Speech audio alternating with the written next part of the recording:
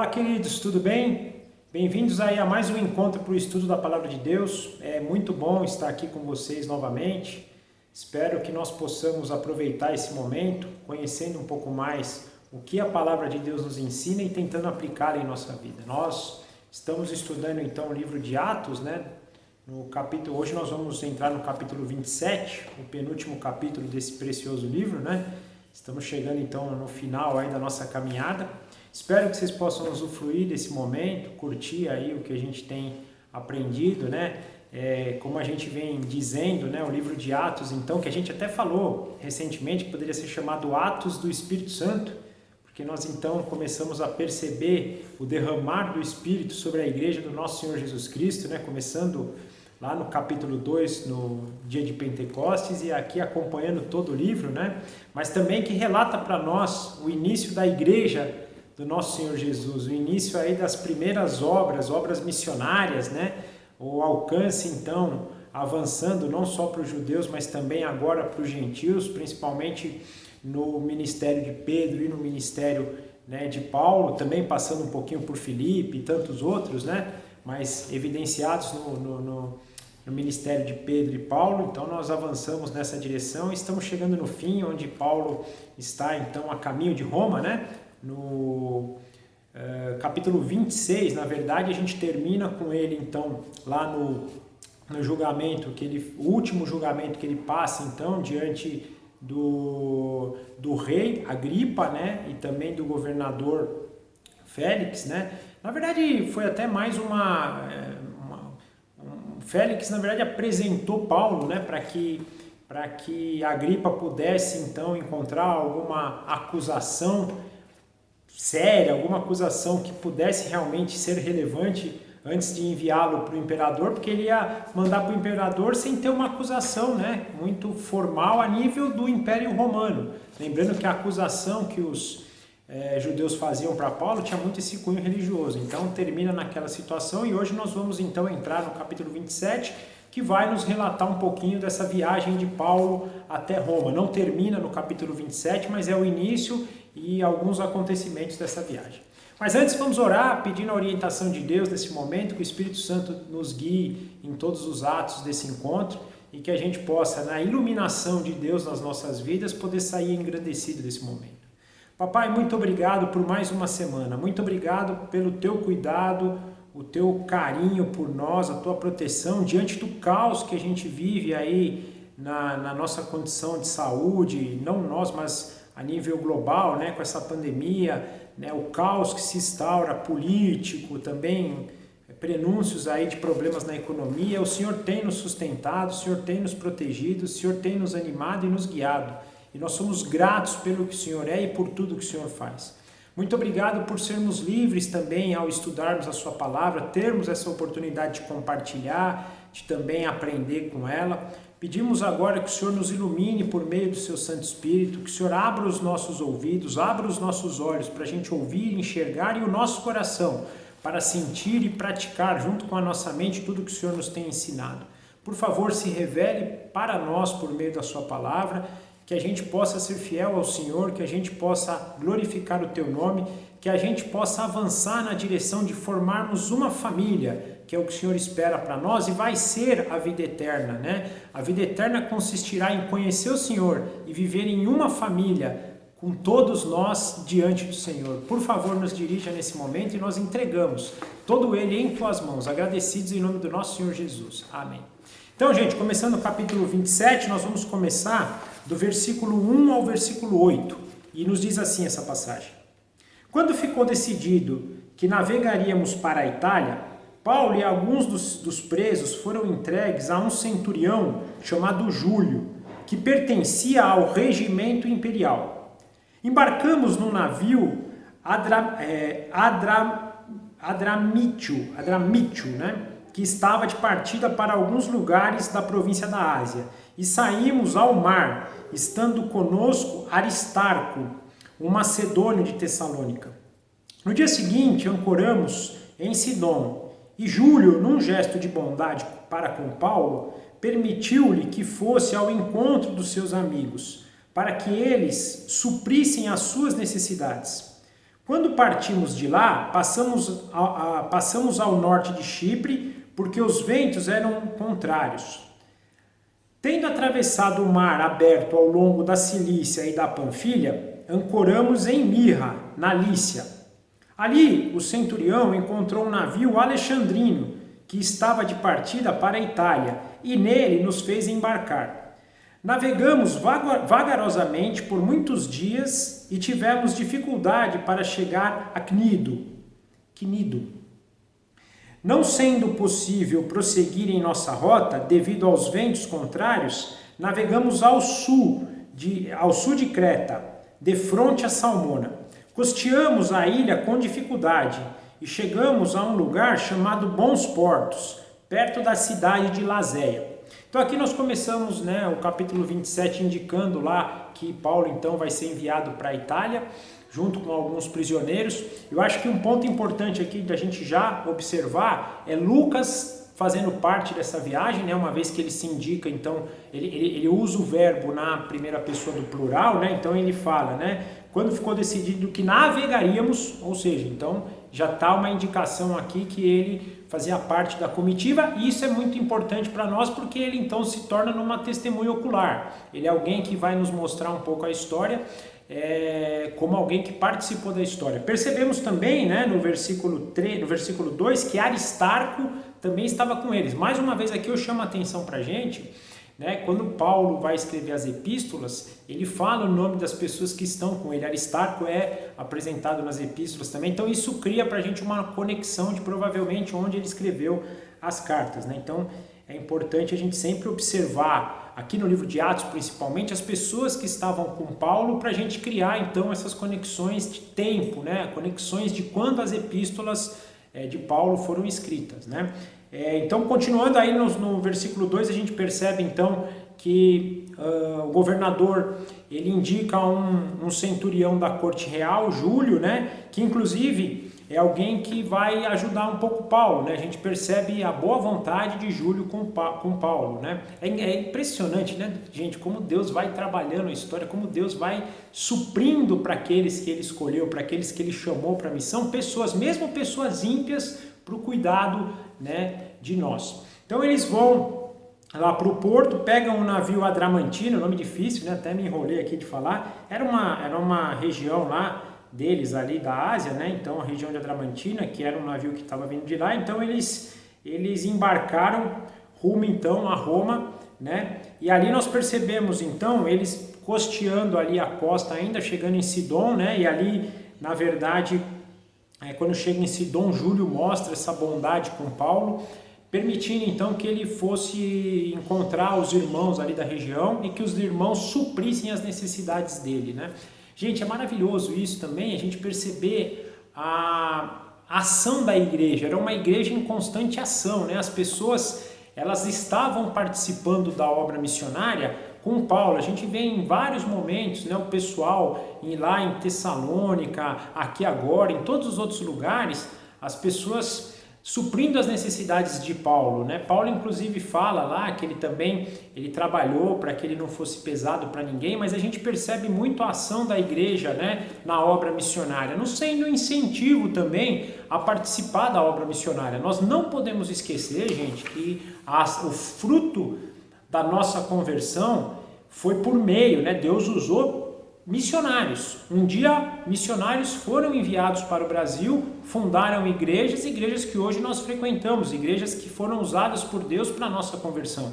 Então mostrando a necessidade, a importância da obra missionária e de como é importante a igreja apoiar as obras missionárias, participar das obras missionárias das diversas formas. Seja por meio da oração, seja por meio da contribuição, seja por meio do acolhimento, seja por meio do fortalecimento. É tão bom, às vezes, você poder falar com o missionário para fortalecer. Eu imagino, e a gente vê e vai ver hoje nessa passagem, Deus aparecendo para Paulo, através de um anjo, para fortalecê-lo, porque é uma caminhada muito difícil. A gente percebe desde o início aqui da obra de Paulo, e agora nós vamos ver também quanto sofrimento eles tiveram. Então é importante que a gente possa sempre apoiar também, exortar os irmãos, como esses irmãos aqui de Sidon, então estavam fazendo com Paulo para ajudá-lo a continuar aí na obra missionária. Mas também bacana isso, a boa vontade de Júlio, né, o centurião, em ajudar Paulo e permitir, ajudar no sentido de permitir então que Paulo tivesse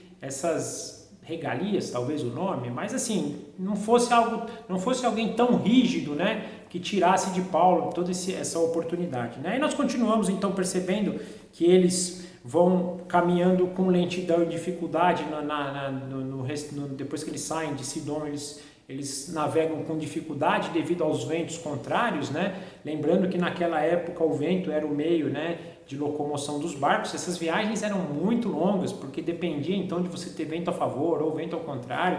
Nós vamos ver que o vento aqui também vai ser algo bem... O vento e o tempo em si, né, vão ser algo bem importante aqui para atrasar um pouco, mas tudo no plano de Deus, tudo para que a glória dele fosse. E vocês sabem que tem algo legal nessa história, e a gente vai ver isso lá na ilha de Malta, né? Como Deus usou Paulo ali na ilha de Malta, e às vezes foi necessário ter tudo isso para que eles chegassem até lá, né?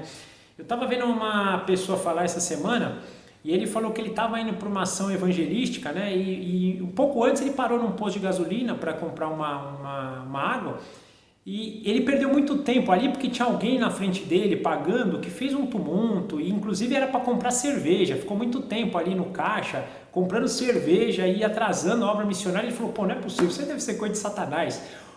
Eu estou querendo ir para a obra missionária e o cara me atrasando. Depois ele foi para essa obra missionária e Deus falando para ele orar por outra pessoa. Aí ele pergunta lá quem era tal pessoa. A pessoa fala, é fulano, mas não está aqui agora, né? Então ele falou, poxa, que pena, ele está indo embora. Quando ele está indo embora, a pessoa que ele perguntou falou, vem cá, volta aqui, a fulana está descendo ali, ó, é ela ali, né? É ele ou ela, eu estou falando assim, porque era até um travesti, né? E quando quando a pessoa chama ele fala, agora eu entendi, aquele atraso, eu pensando que era mal, mas era positivo, se eu não tivesse atrasado lá naquela loja de conveniência, eu não teria encontrado a pessoa aqui, ele percebeu a mão de Deus para isso. Logicamente aqui não necessariamente é isso, pode ser que Deus até tenha transformado essa situação ruim numa situação boa, que a gente vai ver lá na ilha de Malta, mas às vezes tem muito disso, Deus precisa estar agindo na história, né, mandando ventos contrários, atrasando um pouco as viagens, para que o propósito dele possa ser cumprido, porque se for cumprido no cronograma, talvez a gente perca e não encontre aqueles que Deus quer nos encontrar, né? Aí nós percebemos então que em Lícia lá ele chega e eles trocam o navio, vão para um navio alexandrino, né? Um navio que vinha da Alexandria, que ia para Roma, né? Então eles pegam, né, essa navegação e chegam numa cidade chamada Bons Portos, na verdade num porto chamado Bons Portos, que era perto da cidade de Laceia, né? Isso eles tiveram, ele menciona bastante aqui que a viagem foi atrasada, por isso que eu acho que tem um dedo de Deus ali, né? Até para que eles cheguem em Malta, porque o atraso deles vai causar eles terem um mau tempo durante a navegação e vai os dirigir para Malta, porque Lucas está aqui, né? Lembra? Lucas é uma testemunha ocular, está falando, olha, o vento foi contrário, olha, demorou muito tempo. Para que ele ia falar isso sem necessidade, né? Pense então que tinha um pouco disso aí.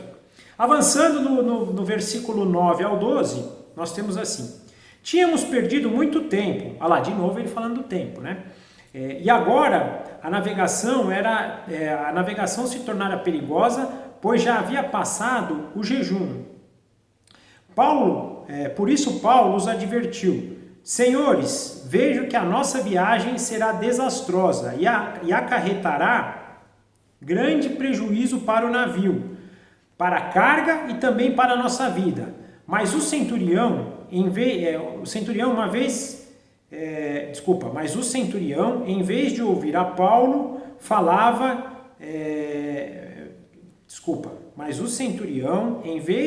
o que Paulo falava, seguiu o conselho do piloto e do dono do navio, visto que o porto não era próprio para passar o inverno. A maioria decidiu que deveríamos continuar navegando com a esperança de alcançar Fenícia e ali passar o inverno.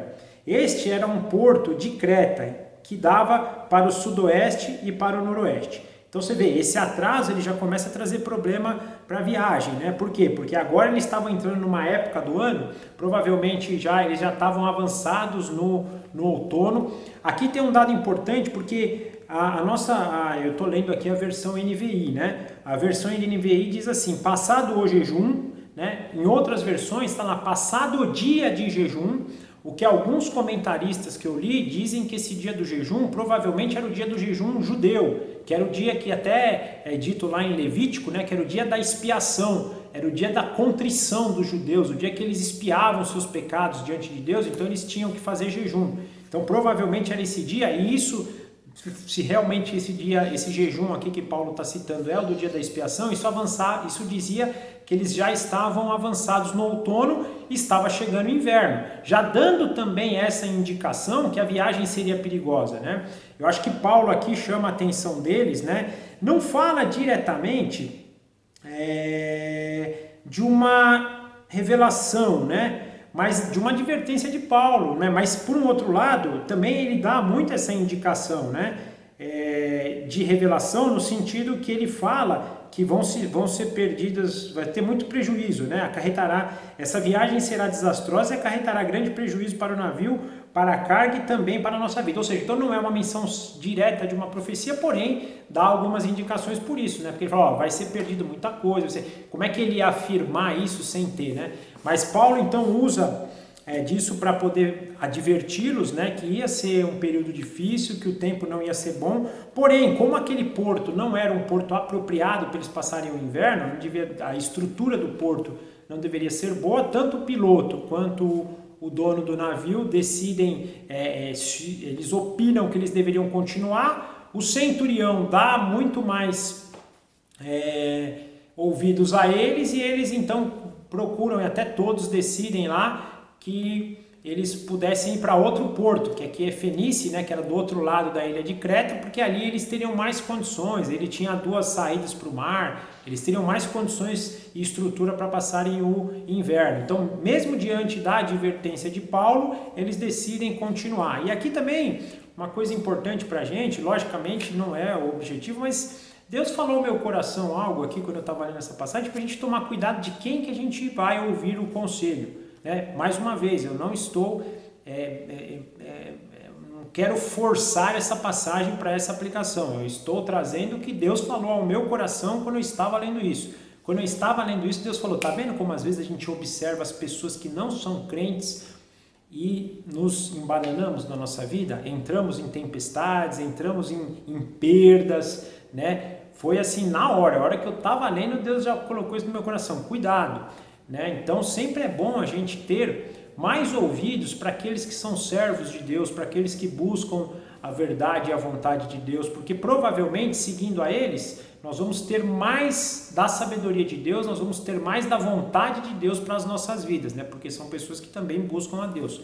Naturalmente que eu tomo cuidado aqui para a gente falar pessoas que buscam a Deus, não necessariamente crentes, porque a gente sabe hoje que tem muitos crentes que procuram pouco, né? E estão muito mais linkados às coisas desse mundo, às formas que o mundo, né, procede, do que realmente a palavra de Deus. Então tem que ser pessoas que você realmente tenha certeza que são pessoas que procuram a Deus, que oram, que estudam a palavra de Deus, que estão sempre buscando a submissão a Deus. É difícil a gente ser submisso, é difícil a gente estar sempre, né, fazendo a vontade de Deus, mas a gente busca. Então vocês têm que sempre ter nós temos que ter sempre essa visão de pessoas que buscam a palavra de Deus. Então ele me colocou no coração esse desejo aqui de que quando a gente tiver situações de estar procurando alguém, tomar cuidado, e principalmente de pessoas que não são crentes. E aqui, por que eu também chamo um pouquinho dessa atenção? Porque essas pessoas, e eu acho que era o propósito deles aqui, eles não estavam tão preocupados com o bem-estar, a forma segura deles. Provavelmente eles queriam chegar rápido no seu destino, queriam, né, produzir mais, ter mais benefício com isso, mais recursos com isso. Então eu entendo que tem um pouco disso aqui também, que é o que vai motivar as outras pessoas quando a gente pede, né, opinião. Provavelmente se a gente pedir opinião para um não crente, ele vai se basear nos valores desse mundo. E aí quando ele se baseia nos valores desse mundo, ele está se opondo aos valores de Deus, que são contrários aos valores desse mundo. Quando eu falo valores desse mundo, falando especificamente do mundo caído, né? Das coisas más, né? Então, provavelmente, que aí não posso deixar de falar, para mim a coisa mais má de todas elas é o dinheiro. Não adianta, a gente precisa do dinheiro, a gente vai, né? Mas a raiz de todos os males, pode ter certeza que vem da nossa cobiça, que vem do dinheiro, né? Do amor pelo dinheiro, na verdade, né? Então, acho que quando a gente busca alguém do mundo, nós vamos estar buscando alguém que ama mais o dinheiro do que ama a Deus. Se a gente buscar um crente que não é tão firmado na palavra, a gente vai estar procurando alguém que ainda ama as coisas desse mundo mais do que ama a Deus. E ao contrário, nós temos que procurar pessoas que amam a Deus, porque pessoas que amam a Deus vão buscá-lo, vão ter na sua orientação a orientação do próprio Deus, né?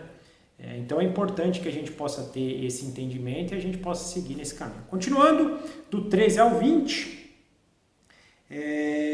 começando a soprar suavemente o vento sul, eles pensaram que haviam obtido o que desejavam. Por isso, levantaram âncora e foram navegando ao longo da costa de Creta. Pouco tempo depois, desencadeou-se da ilha um vento muito forte, chamado Nordeste. O navio foi arrastado pela tempestade, sem poder resistir ao vento.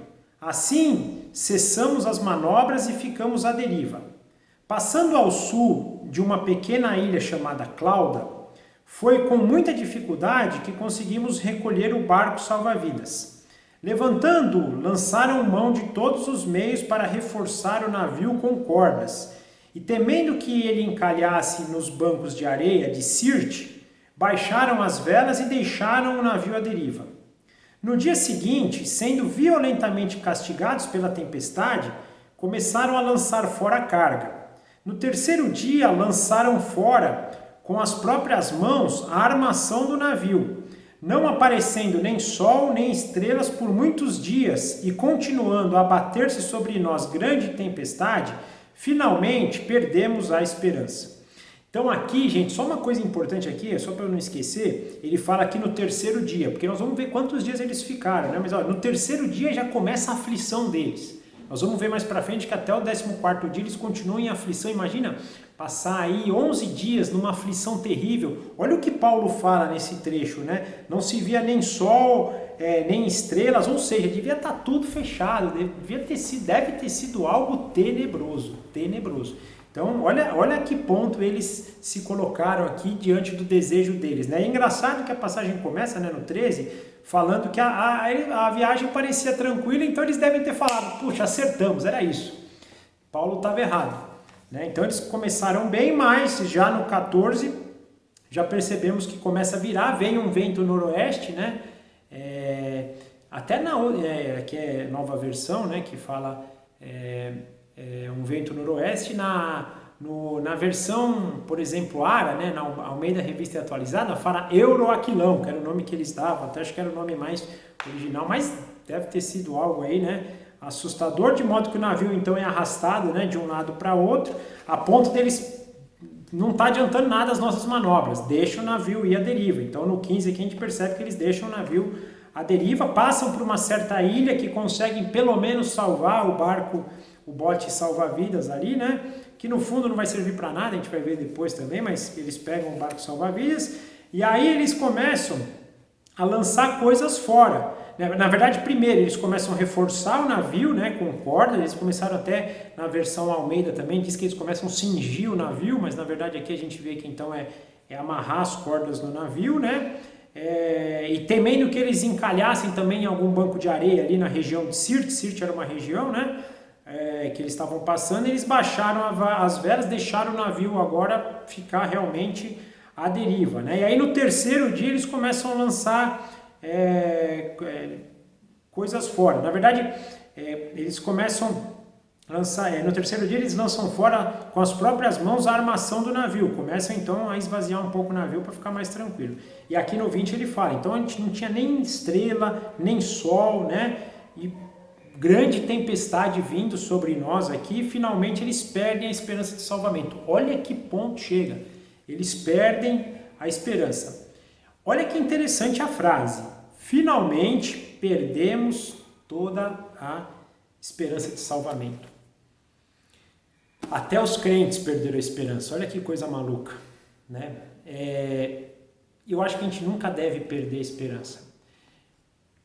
Eu ouvi um relato, eu não li, eu ouvi um relato, depois até é importante a gente confirmar, mas se foi realmente verdadeiro, é muito bonito, né?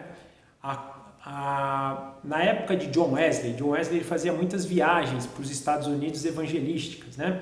E ele ia com um povo, ele na verdade não ia com um povo, na primeira viagem dele ele pegou carona num barco e tinha um povo chamados moravianos, que eram crentes assim fenomenais, eram puros.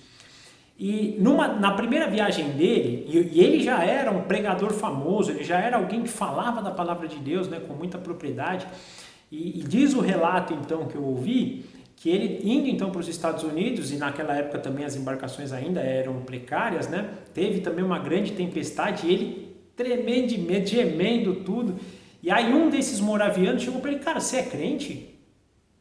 Aí ele falou, sou crente. Pô, mas não parece, cara, o que você está temendo? Aí falou até da história de Jesus no barco, né? Pô, você não estamos entendendo você. Naquela hora ele falou, segundo o relato, né, falou, a hora que eu percebi que eu não era, que John Wesley percebe então que ele não era crente de verdade.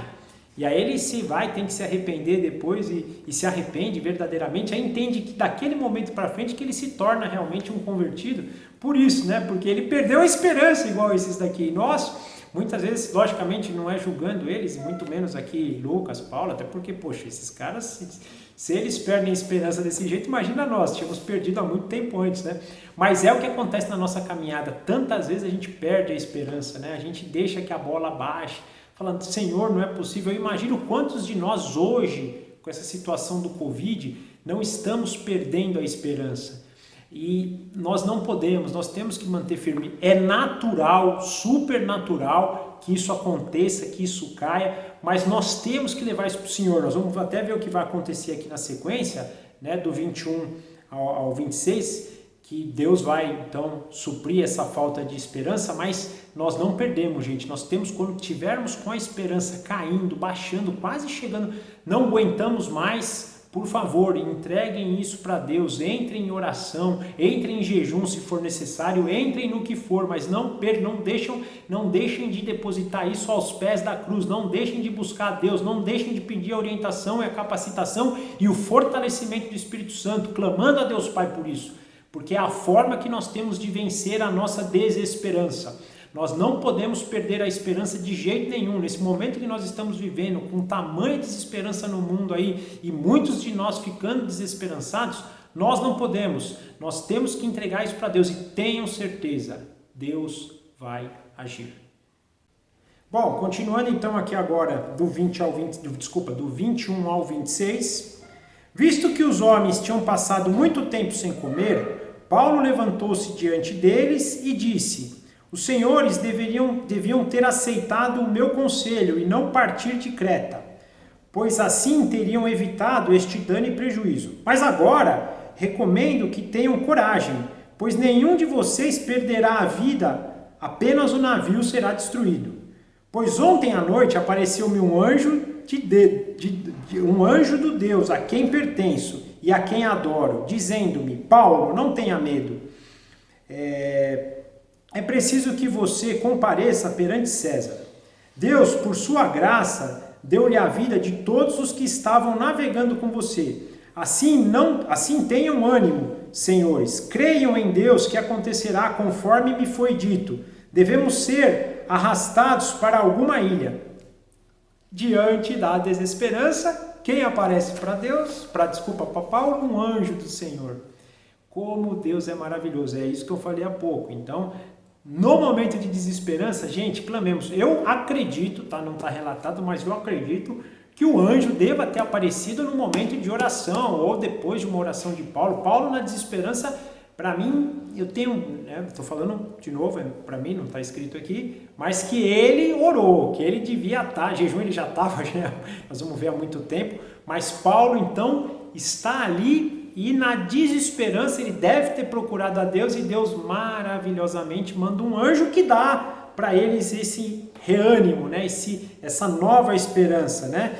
Paulo, na verdade, começa a passagem dando, né, uma bronca neles, está vendo? Falei, se vocês tivessem me ouvido, teriam evitado tudo isso, teriam evitado prejuízo, teriam evitado todo esse desespero, né, que a gente está passando. Porém, não adianta também agora ficar chorando leite derramado. E aqui é um lado importante, às vezes a gente também tem essa mania de ficar, quando a gente fala alguma coisa, as pessoas não obedecem, né? E aí a gente fica, em vez da gente também animar, não quer dizer que a gente não possa chamar atenção, mas você vê, ele chama atenção e logo cessa e vai para frente. Ó, agora vamos lá, já foi, passou, a gente fica remoendo a história, remoendo, tá vendo? Eu falei, tá vendo? Eu falei, tá vendo? Eu falei, tá vendo? Eu falei. Não vai para frente, não é para isso que nós fomos chamados. Nós somos chamados para animar, nós somos chamados para dar esperança de novo. Então, nesse momento, gente, vou dar um exemplo prático de novo, trazendo a Covid, né? Não adianta a gente ficar lá, eu falei para você não sair, tá vendo? Se tivesse saído, se tivesse evitado a aglomeração, olha, se tivesse isso, olha, se tivesse ficado em casa, olha. Gente, foi uma pessoa que está doente, não adianta você falar isso para ela, né? Ânimo, vamos lá.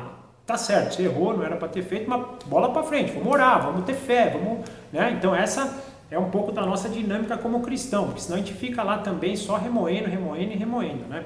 E não é o objetivo para que fomos chamados. Então ele continua, né, dizendo, olha, eu recomendo que vocês tenham coragem, porque nenhum de vocês perderá a vida, apenas o navio que vai ser destruído. E aí ele fala para eles, o Deus que eu adoro, o meu Deus, né? Ele faz essa conexão bem importante aí com Deus com Deus da vida dele, disse, olha, ninguém vai perder então a vida, e quem me disse isso foi esse anjo que veio do Senhor, então a quem pertence e a quem adora, né? Então ele fortalece, e ele dá o propósito de Deus para isso, né? Porque Deus falou para ele, você vai chegar diante de César, é o meu propósito que você chegue lá, então fique em paz. Você não vai morrer, e você vai... E olha que coisa interessante, a gente até vai ver um episódio da cobra depois com Paulo. Acho que Paulo foi tão reconfortado aqui que ele falou, cara, eu vou chegar em Roma, ponto, tá decidido. Por quê? Porque Deus disse. E o que Deus disse, gente, tá decidido. Nós podemos dizer o que for e podemos ir, voltar, variar, fazer, não tem jeito. Nós, infelizmente, não temos esse poder na nossa mão, mas Deus tem. Deus disse, então se Deus disse algo para vocês, acreditem. E por que eu digo isso? Porque se Deus disse que você é salvo, se Deus disse que você vai estar com Ele na Nova Jerusalém, acredite, porque você vai estar, porque não é você que disse, não é você que te escolheu, quem te escolheu foi Deus, e quem disse para você que você vai estar na Nova Jerusalém é Deus. Então acreditem nisso, porque se Deus disse, é. Nós, né, infelizmente, às vezes ainda não conseguimos ser tão fiéis assim, né? Então Deus disse e ele ia comparecer diante de César, né? Então eles pedem para recuperar. Agora, olha que coisa maravilhosa. Olha que ele fala, Deus, por sua graça, deu-lhe a vida de todos os que estão no navio com você. Gente, um crente no navio, ele abençoa o navio inteiro. Um navio com um monte de ímpio foi dado para Paulo. Fala, Paulo, olha, me arrisco a dizer que até para salvação. Esses caras foram salvos também na eternidade. Acho que creram em Cristo, não é possível. Olha que frase forte, gente. Todos foram dados para você, companheiro. Olha a bênção de Deus. Deus abençoa barcos que tem poucos crentes. Deus abençoa trabalhos que tem poucos crentes e muitos ímpios. Deus abençoa casas que tem poucos crentes e muitos ímpios. Seja uma bênção, como Paulo. Sejam fiéis a Deus, sejam obedientes a Deus, que Ele vai abençoar a vida de vocês com crentes ou sem crentes. Deus é bênção, onde Deus habita, a bênção, mesmo que tenha ímpios, mesmo que tenham não crentes, descrentes naquele ambiente. Portanto, o que nos cabe? Sermos obedientes, sermos justos, buscarmos a habitação de Deus por meio do Espírito Santo. E aí poderemos abençoar pessoas também que podem ser dadas para nós, assim como esses aqui foram dados para Paulo, né? E aí ele fala que então eles vão ser arrastados para alguma ilha. Aqui também penso na presciência de Deus aqui. Porque fala, vocês vão ser arrastados para uma ilha, e nós vamos ver que eles foram mesmo. Então é importante isso também. Do 27 ao 38, na 14ª noite, ainda estávamos sendo levados de um lado para o outro no mar Adriático. Quando por volta da meia-noite os marinheiros imaginaram que estávamos próximos da terra. Lançando a sonda, verificaram que a profundidade era de 37 metros. Pouco tempo depois, lançaram novamente a sonda e encontraram 27 metros. Temendo que fossem jogados contra as pedras, lançaram 4 âncoras da polpa e faziam preces para que o dia amanhecesse. Tentando escapar do navio, os marinheiros deixaram o barco salva-vidas ao mar, a pretexto de lançar as âncoras da proa. Então Paulo disse ao centurião e aos soldados: se esses homens não ficarem no navio, vocês não poderão salvar-se. Com isso, os soldados cortaram as cordas que prendiam o barco salva-vidas e deixaram cair. Pouco antes de amanhecer, Paulo insistia que todos se alimentassem, dizendo: hoje faz 14 dias que vocês têm estado em vigília constante, sem nada comer. Agora eu os aconselho a comer algo, pois só assim poderão sobreviver. Nenhum de vocês perderá um fio de cabelo sequer. Tendo dito isso, tomou pão, deu graças a Deus diante de todos, então partiu e começou a comer. Todos se reanimaram e também comeram algo. Estavam a bordo 276 pessoas. Depois de terem comido até ficarem satisfeitos, aliviaram o peso do navio, atirando todo o trigo no mar. Então aqui nós percebemos agora a situação do naufrágio, né? Então, primeiro que a gente tem essa menção no versículo 27, né, dos 14 dias, que eles estavam já nessa situação, ou seja, na verdade 14 dias tinham se passado, né? E aí eles já começam a sentir, os marinheiros, né, a possibilidade de ter terra, né? Acho que os caras eram experientes, né? Então eles, deve ter alguma terra aqui por perto. E na verdade, só que eles tinham uma coisa mais escondida no coração, que eles estavam mais preocupados em salvar a vida deles, porque ao ter terra, eles pensariam que teria alguma rocha que o navio podia... Então eles começam a lançar lá, né, fazer algumas medições da profundidade, começam a perceber que realmente a profundidade está diminuindo, né? E ao perceber que a profundidade está diminuindo, o que eles fazem? Eles começam a soltar as âncoras, mas eles soltam o bote também e querem dar uma escapada, né? Eles falam, vamos escapar nós, deixa os caras aí, vamos falar que a gente vai mexer nas âncoras lá e a gente escapa. Mas aí Paulo, já sabendo disso, fala para o centurião então fala, não, vocês não vão sair, até porque Paulo diz, né? Se você deixar algum deles sair, vão morrer. Eu acho até porque ia ser difícil manobrar depois o navio. E Paulo estava com todos ali. Então, o centurião pede para que os guardas cortem, né, as cordas ali para que o bote pereça, que eu falei, né? O bote aí acaba nem tendo muito mais, né, serventia, que eu acho que foi bom também, porque imagina na hora do naufrágio a briga que ia dar por esse bote, né? Então, acho que também tem um pouquinho disso aí, né? E aí Paulo agora começa de novo, vamos ter ânimo e incentiva eles a comerem, até porque eles vão precisar, e a gente vai ver que eles vão ter que nadar, vão ficar um tempo no mar. Então Paulo os exorta para eles comerem, já estavam, 14 dias de jejum, né? Então aqui, faziam muito tempo sem comer aqui, né? E aí Paulo disse, vocês precisam se alimentar para a segurança de vocês, porque se vocês não se alimentarem, né, vocês mesmos vão perder a vida de vocês. E fiquem tranquilos, que vocês não vão se perder. Deus já me falou, eu tenho a vida de todos vocês aqui, todos vão ser salvos. E aí Paulo faz aquela parte, eu acho tão bonito o Lucas falar isso, eu não sei se foi o objetivo dele, né, mas Paulo dá graças e parte o pão, trazendo algumas menções na nossa cabeça, né? Penso na multiplicação de pães de Jesus, que tem esse significado. Um pouquinho do significado da ceia, também não quer dizer que era uma ceia, isso não é isso? Mas estou falando assim, né, a forma que Paulo fez, e foi tão bacana isso, porque ao fazer isso, todos se animam e todos comem, né? E olha que coisa interessante, gente, 276 pessoas no navio. Imagina o tamanho do navio, devia ser um navio relativamente grande, né, para ter essa quantidade de pessoas, a gente vê as cargas que eles estão jogando fora, né? Então devia ser uma embarcação de um porte bem grande. Mas olha quantas pessoas foram dadas para Paulo, 276 pessoas. Deus é maravilhoso, não é? E depois eles comem, aliviam o navio, jogam o trigo fora, né? E aí vai continuar a viagem e a gente continua então do versículo 39, agora até o final, do 39 ao 44.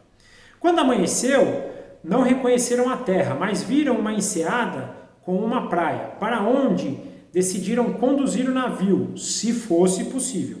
Cortando as âncoras, deixaram-nas no mar, desatando ao mesmo tempo as cordas que prendiam os lemes. Então, alcançando a vela da proa ao vento, dirigiram-se para a praia. Mas o navio encalhou num banco de areia, onde tocou o fundo. A proa, né, à frente, encravou-se e ficou imóvel. A polpa foi quebrada pela violência das ondas.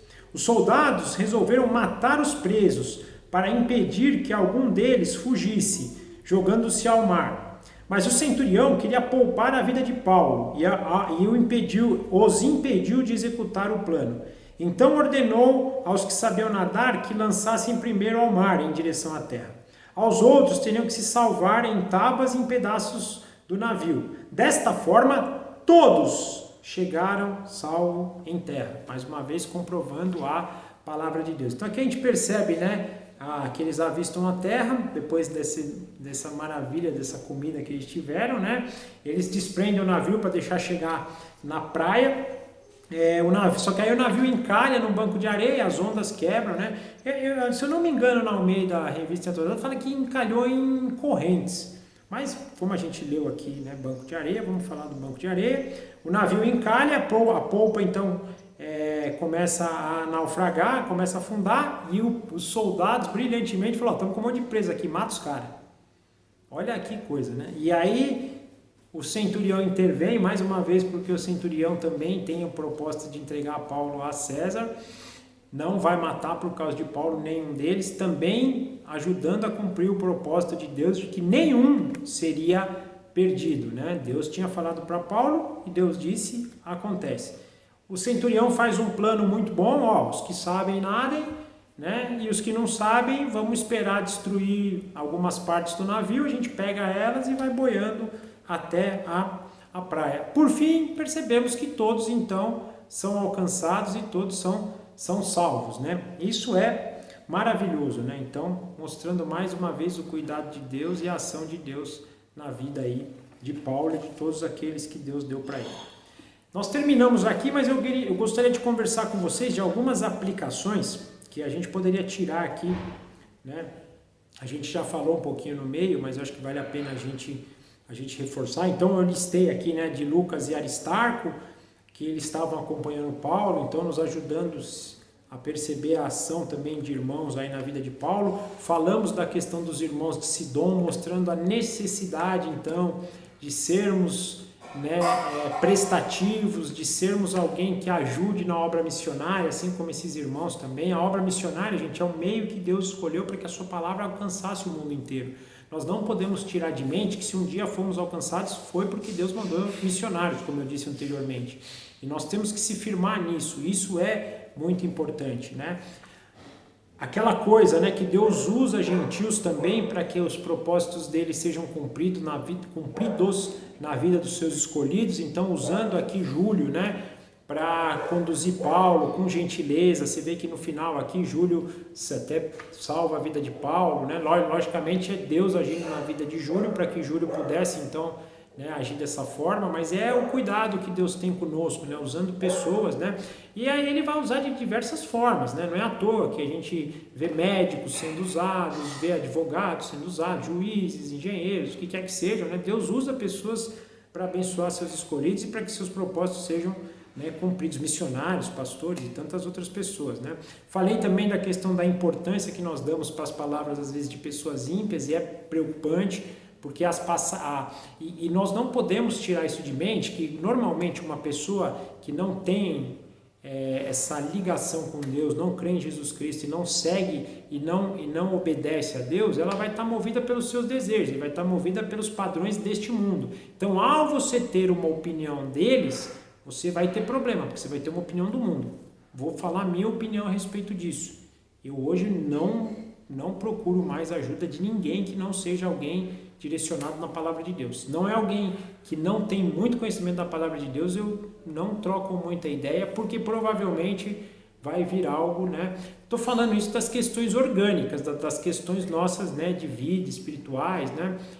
Por exemplo, eu trabalho com engenharia, logicamente que uma questão técnica eu vou falar com uma pessoa indiferente da situação dela. Estou falando das questões morais, das questões espirituais, né, das nossas questões relacionais, né, não das nossas questões mais de dia a dia, né, de trabalho, né? Agora, por um outro lado, tem muita coisa na palavra de Deus também que nos direciona para a nossa vida diária, como usar os nossos recursos de forma correta, né, as nossas escolhas, como devem ter feitos, os nossos relacionamentos até no trabalho, como devem ser feitos, né, a honestidade, então tem muita coisa também na palavra de Deus nos norteando a esse respeito, né? A questão da esperança, que eu acho que é um ponto aqui muito forte para a gente ter atenção, né? Termos esse olho na esperança, não perdermos a esperança. Nós temos a esperança, gente, e nossa esperança deve estar alicerçada na ressurreição de Jesus Cristo. A ressurreição que venceu a morte. O nosso Senhor Jesus, ele morreu para vencer o último inimigo e nos garantir essa vitória também. Então não pode vir morte também. Qual que é o problema se a gente morrer num navio, né? Outra coisa importante, a gente não pode esquecer que nenhum fio de cabelo cai da nossa cabeça se não for a vontade de Deus. Então nenhum perigo vai estar sob nosso controle mais do que está sob o controle de Deus. E o propósito dele vai ser cumprido. Olha que coisa que ele fala para Paulo. Paulo, você vai chegar a César, você vai ver César. Fique em paz.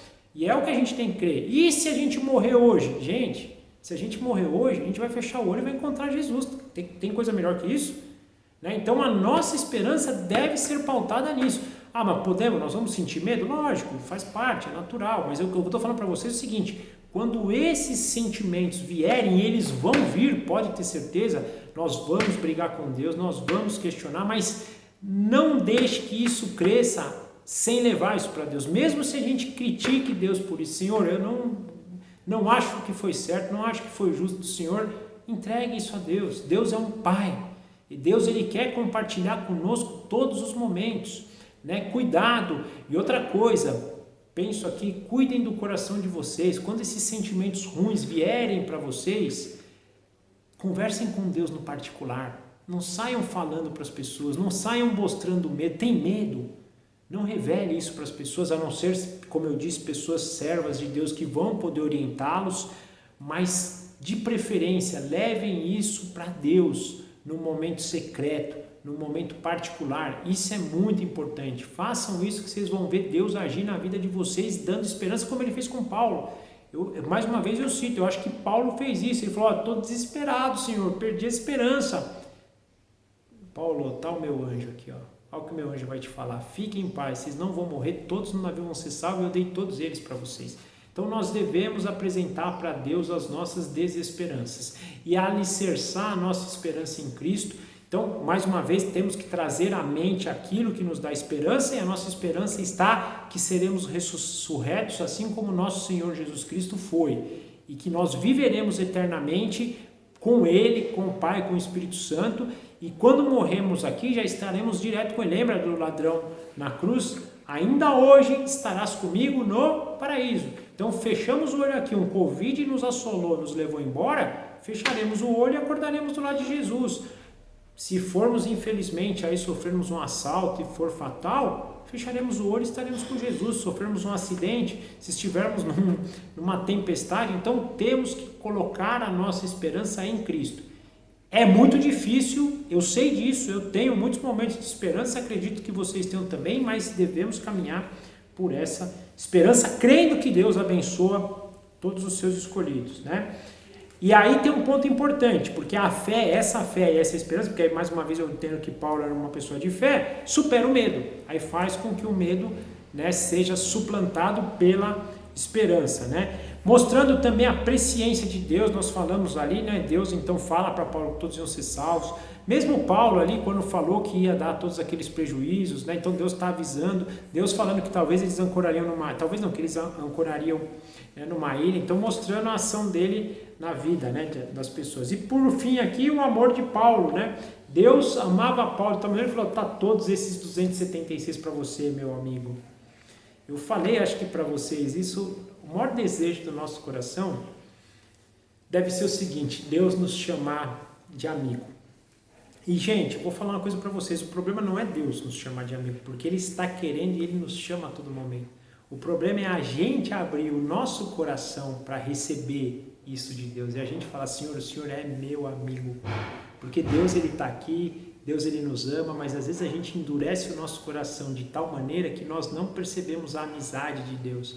Eu comentei com vocês, né, quando Deus ia lá aplicar juízo sobre Sodoma e Gomorra, ele vai para Abraão, ele fala, eu vou esconder do meu amigo Abraão que eu vou executar juízo. Por quê? Porque ele sabia que o sobrinho de Abraão estava lá e que isso traria aflição para o coração de Abraão. Ele falou, você acha que eu vou esconder isso do meu amigo Abraão? Aqui eu acho que ele falou, você acha que eu vou esconder a verdade do meu amigo Paulo? Paulão, a verdade é que você vai chegar lá em Creta e eu vou estar, chegar lá diante de César, em Roma, e você vai me glorificar lá. Esse é o amor de Deus. E, gente, para terminar agora, eu só queria mudar um pouquinho o assunto, mas é algo que eu vi essa semana e eu deixei aqui por último para falar para vocês, que é algo que vem mexendo muito no meu coração e acho que pode fazer uma diferença na vida de vocês.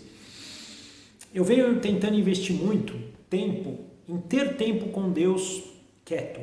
Ou seja, eu me entregar na presença de Deus e deixar Deus falar, não eu chegar orando ou eu chegar falando, ficar quieto, em silêncio e falar, Senhor, por favor, fale comigo.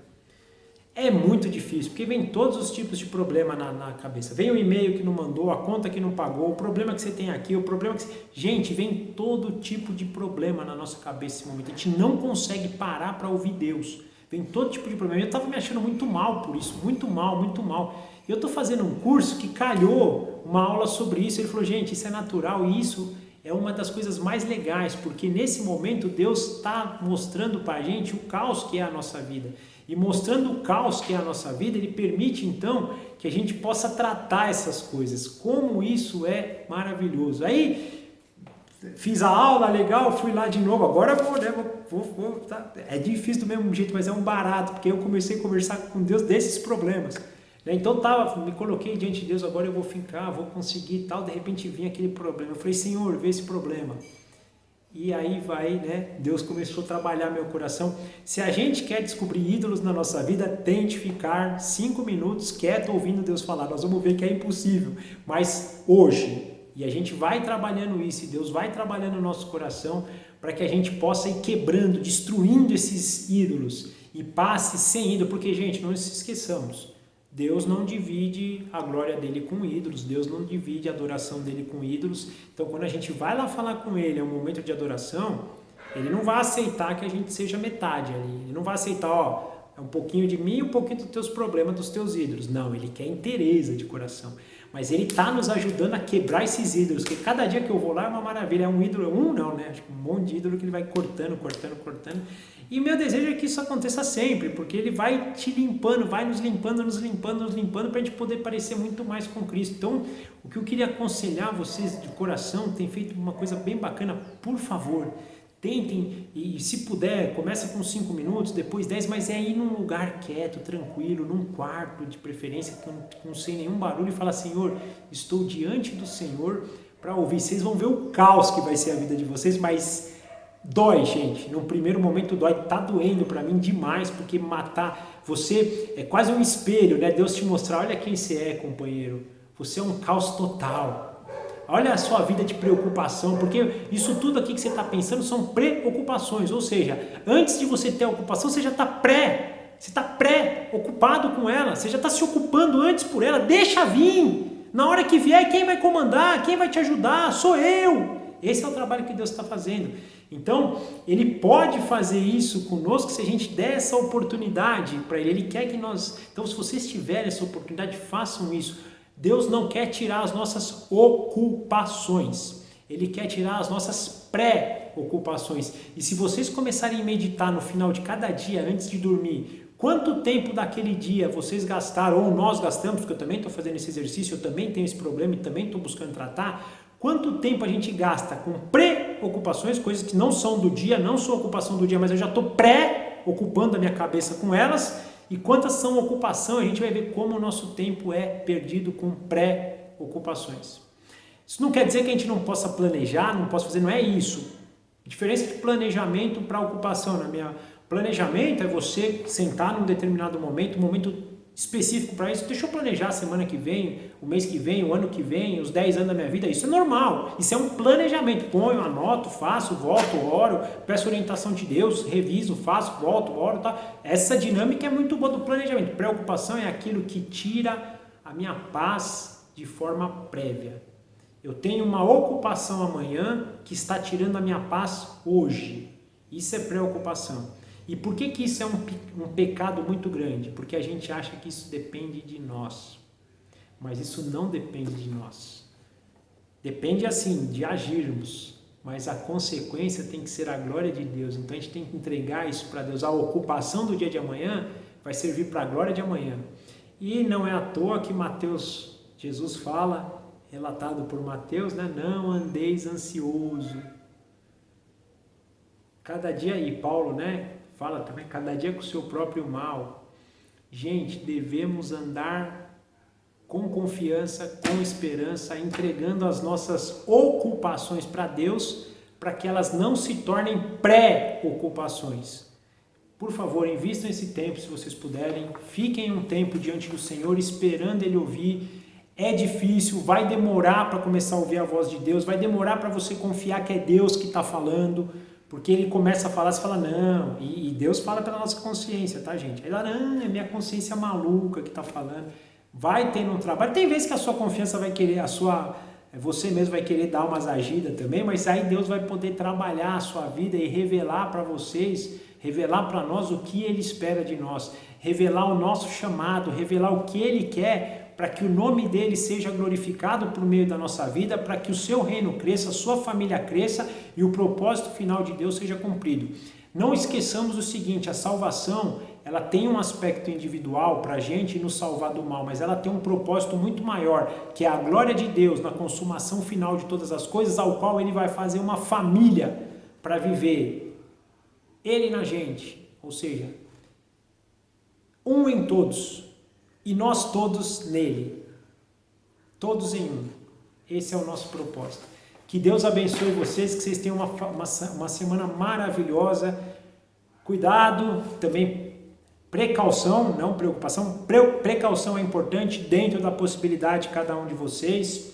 Que Deus abençoe, guarde, livre vocês de todo mal, que vocês continuem essa caminhada de vocês maravilhosa e que cada vez mais amem a Deus, amem ao Espírito Santo, amem ao Senhor Jesus, busquem eles de todo o coração. Ele, Deus, na pessoa do Pai, do Filho e do Espírito Santo. Bata que a porta vai ser aberta. Procure que vocês acharão. Essa é a nossa oração, esse é o nosso desejo. Amém? Eu vou orar terminando e a semana que vem nós estamos juntos de novo. Papai, muito obrigado. É maravilhoso ver o que o Senhor vem fazendo na história, na vida das pessoas, o que o Senhor faz nas nossas vidas. Como somos gratos, porque não tem 1% nosso, é 100% do Senhor. A glória é toda sua. Aliás, se tem algo que nós fazemos é às vezes estragar o que o Senhor tem feito conosco. Por isso, nós pedimos total submissão ao Senhor, total ação do seu Santo Espírito na nossa vida. Se o seu Santo Espírito não nos guiar, nós não conseguimos. Por favor, papai, derrama sobre nós o seu Espírito, derrama sobre nós a tua vontade, derrama sobre nós o desejo de sermos parecidos com o nosso Senhor Jesus Cristo. Por favor, nós clamamos isso, nós pedimos. Sem a ação do Senhor na nossa vida, nós não somos nada. Somos muito gratos, porque o Senhor tem feito isso. Nós não estamos aqui pedindo porque o Senhor não faz, nós estamos agradecendo pelo que o Senhor faz, mas estamos pedindo mais, queremos mais, desejamos mais. Por favor, venha sobre nós, que o seu Espírito se derrame sobre nós e a gente possa glorificar ao teu nome, servir ao Senhor, bendizer o Senhor, amar o Senhor e que o teu reino cresça por meio do que o Senhor faz por nós.